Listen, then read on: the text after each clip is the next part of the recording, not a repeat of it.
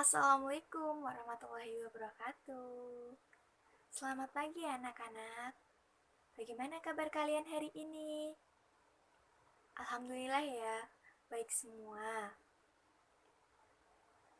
Ibu akan melanjutkan materi tentang minggu lalu. Ada yang tahu materi kelanjutannya apa? Yaps, benar. Ada materi tentang teks anekdot. Siapa yang tahu teks anekdot itu apa? Belum tahu ya? Mari buka buku halaman 21. Sebelumnya, di sini Ibu akan membacakan tentang standar kompetensi teks anekdot. Yang pertama ada pengertian, yang kedua ada struktur teks anekdot, yang ketiga ada ciri-ciri teks anekdot, dan yang keempat ada kaidah kebahasaan teks anekdot. Sebelum itu, mari kita ulas tentang pengertian teks anekdot. Apa sih teks anekdot? Anak-anak semua, teks anekdot adalah cerita singkat yang di dalamnya mengandung unsur lucu dan mempunyai maksud tertentu untuk melakukan kritikan. Teks anekdot biasanya bertopik tentang layanan publik, politik, lingkungan, dan sosial. Teks anekdot tidak hanya berbentuk cerita, melainkan pengertian dari teks anekdot juga dapat berbentuk dialog singkat antara dua tokoh atau lebih. Tujuan dari teks anekdot ialah selain memberikan kesan humor, teks tersebut juga membuat amanah, pesan moral, dan kebenaran secara umum.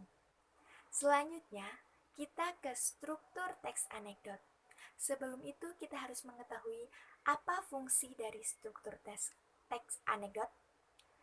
Fungsi struktur teks anekdot ialah untuk membuat teks menjadi lebih rapi dan sesuai, juga benar-benar terbentuk. Apa saja sih struktur teks anekdot?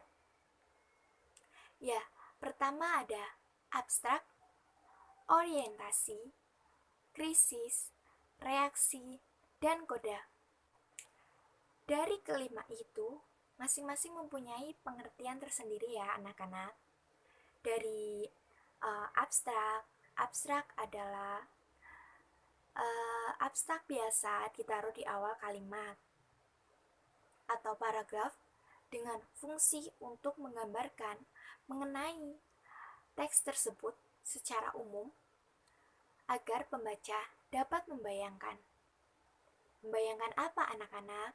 Membayangkan suatu topik yang akan dibahas. Selanjutnya ada orientasi. Orientasi merupakan awal kejadian suatu cerita pada bagian yang menjelaskan latar belakang mengapa peristiwa utama dalam cerita dapat terjadi. Selanjutnya ada krisis. Krisis merupakan bagian yang menjelaskan mengenai pokok pembahasan. Pokok pembahasan apa, Bu? Pokok pembahasan masalah utama dengan warna unik juga tidak biasa, atau bahkan terjadi pada penulisnya sendiri. Selanjutnya ada reaksi. Apa, Bu, pengertian dari reaksi?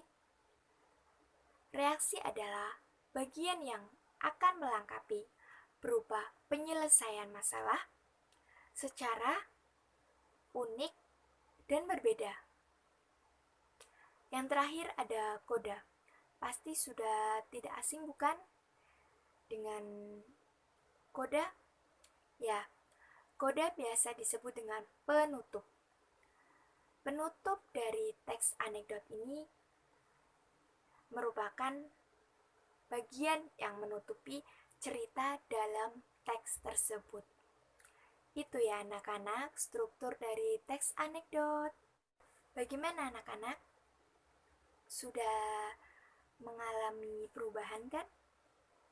Perubahan di sini maksudnya sudah mengetahui apa itu struktur teks anekdot.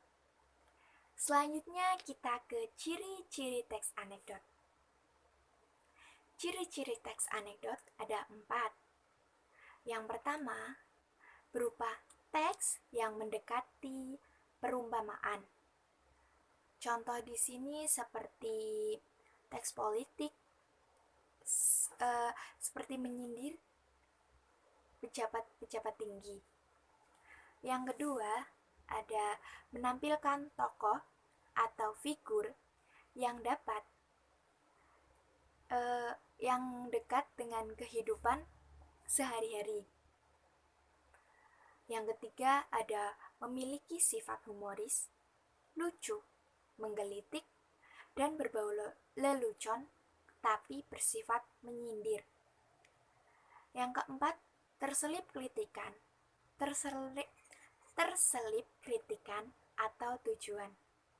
Ya, itu tadi ciri-ciri dari teks anekdot. Jika anak-anak ingin menentukan apakah itu teks anekdot atau bukan, maka perhatikanlah ciri-ciri tersebut. Selanjutnya kita ke kaidah kebahasaan teks anekdot. Kaidah kebahasaan teks anekdot ada 5. Yang pertama, memakai pertanyaan dengan keterampilan bahasa yang kreatif dan efektif. Yang kedua, ada dibuat secara runtut dan kronologis. Yang ketiga, menyatakan peristiwa serta bagian dari peristiwa menggunakan konjungsi.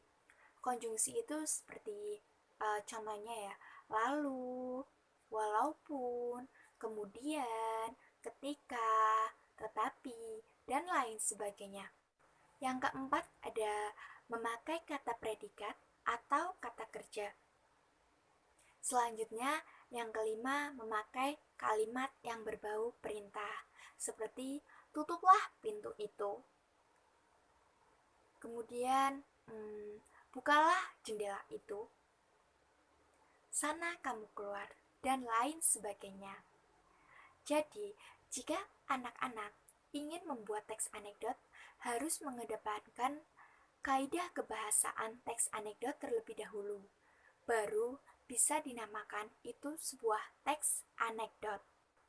Baik anak-anak, itulah penjelasan materi minggu ini tentang teks anekdot. Semoga bermanfaat bagi kalian semua. Jika ada yang belum jelas, segera ditanyakan agar paham dan bisa mengerjakan latihan soal. Mungkin cukup sekian. Kurang lebihnya mohon maaf. Apabila Ibu ada salah kata dan penjelasan yang begitu cepat. Terima kasih.